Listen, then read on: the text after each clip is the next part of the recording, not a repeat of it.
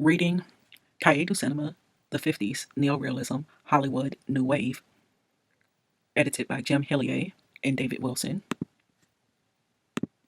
Part 2, Dossier, Nicholas Ray.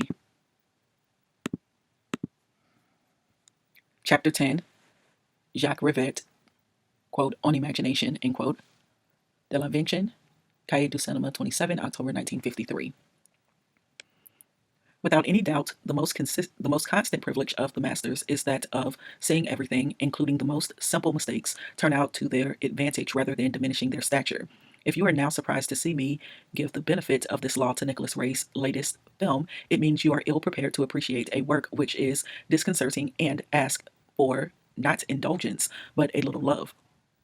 Far from wishing to excuse it, you must love this lack of artifice, this very pleasing indifference to decors, plasticity, evenness of light, the rightness of a supporting role, and you must recognize even in the clumsiness of this verve, not the caricature, but the youthful exaggeration of a cinema that is dear to us, where all is sacrificed to expression, to efficacy, to the sharpness of a reflex or a look.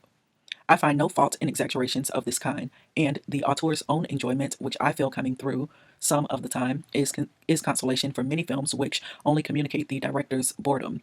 But I now want to talk about the real seriousness of this business, a work of verve it may be, but because Nicholas Ray is lavish with ideas, which are sometimes channeled into a single great theme, and I am not forgetting the wonderful progression of On Generous Ground, ideas which in the film are scattered everywhere, but the accidents of imagination, or by the accidents of imagination.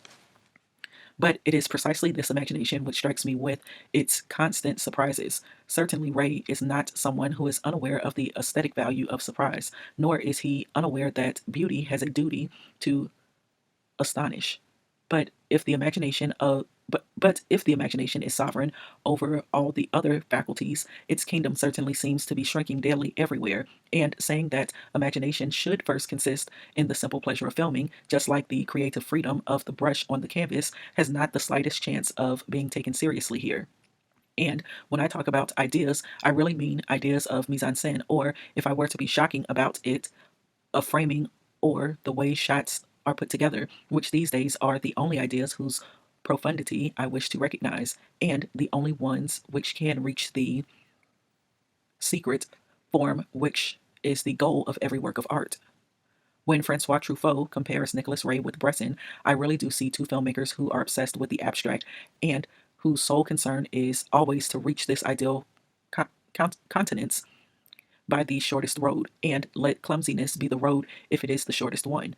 In The Lusty Men, you can see how the idea of a role or a scene hurriedly sketched can sometimes prevail over its realization, whether good or bad. But will you understand how much I admire Nicholas Ray if I call him a metteur en scène, not a director? How the imagination of each moment is only the concern to reveal, with each fresh blow of the chisel, the one and only hidden statue. Perhaps it is clear that beauty is not without importance for him, but where does he seek it? A fundamental question, after all, ? I observe a certain dilation of expressive detail, which ceases to be detail so that it may become part of the plot. Hence the taste for dramatic close-ups, unexpected within the movement of the scene, and especially the search for a certain breadth of modern gesture and an anxiety about life, a perpetual disquiet that is paralleled in the characters, and lastly, his taste for paroxysm, which imparts something of the feverish and impermanent to the most tranquil of moments. A few more words. Nicholas Ray is one of those who fight it out to the finish and can exhaust the possibilities of a development. Everything always proceeds from a simple situation where two or three people encounter some elementary and fundamental concepts of life, and the real struggle takes place in only one of them, against the interior demon of violence, or of a more secret sin which seems linked to man and his solitude. It may happen sometimes that a woman saves him. It even seems that she alone can have the power to do so. We are a long way from misogyny.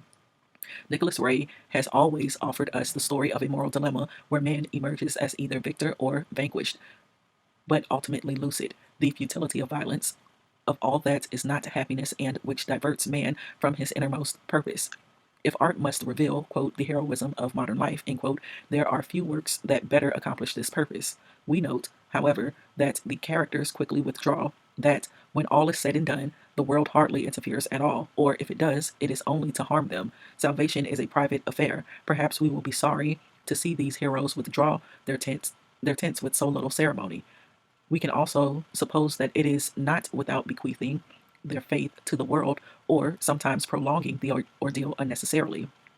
But for modern society is not solitude, if not scorn, often the most fitting homage, question mark. Translated by Liz Heron. And I was reading chapter 10, Jacques Rivette, quote, on imagination, end quote.